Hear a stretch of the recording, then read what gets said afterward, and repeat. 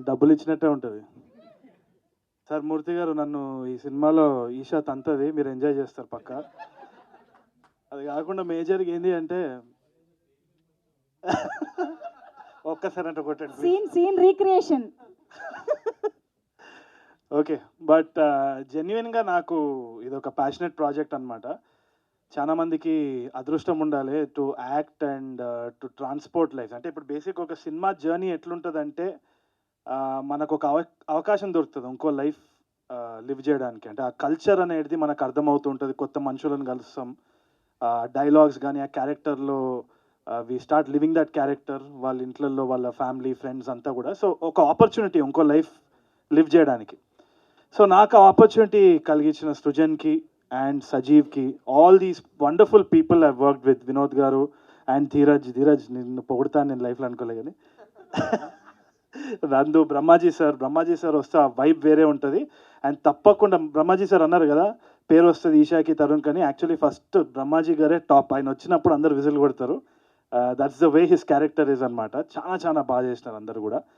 ఒకటి ఏంటి అంటే మనం అర్థం చేసుకోవాల్సింది ఏంటి అంటే డెఫినెట్లీ ఒక కామెంట్ అయితే ఉంది, ఇది రీమేక్ మళ్ళీ ఎందుకు చూడాలి అన్నది. So let's address that first.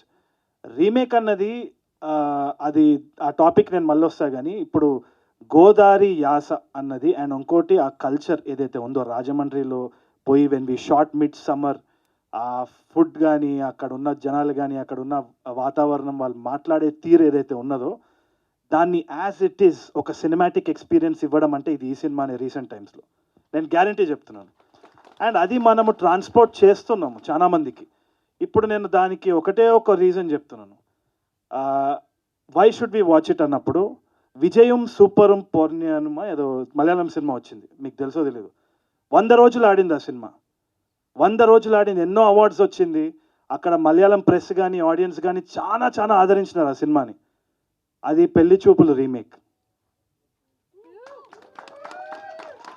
So ఒకటే చెప్తున్నా, ఇట్ డస్ నాట్ మ్యాటర్. దీంట్లో ఆనెస్టీ మీకు కనిపిస్తుంది, కనిపించకుంటే చూడకండి, నలుగురికి చెప్పని చూడొద్దని చెప్పేసి అంతే. అంతకంటే ఏం చేస్తాం.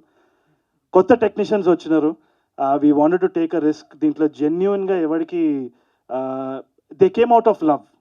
ఆ సినిమా అంటే ఇష్టము, ఈ క్యారెక్టర్ చేయాలని ఒక ప్యాషన్, అంతకు తప్పితే ఎటువంటి వేరే ఆలోచన లేకుండా. సృజన్కి కావాలంటే వేరే ఎవరో హీరో డేట్స్ తీసుకొని ఏదో ఒకటి చేయొచ్చు ప్రాఫిటబుల్గా, అంటే ఆన్ ద టేబుల్ ప్రాఫిట్స్ గురించి మాట్లాడుతున్నా.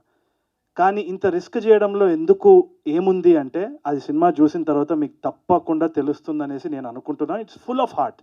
సో తప్పు జరిగే సమస్య లేదని నేను అనుకుంటున్నా. Apart from that I'd like to thank every one. మళ్ళీ ట్రైలర్ లాంచ్ అప్పుడు మాట్లాడుకుందాం. Thank you.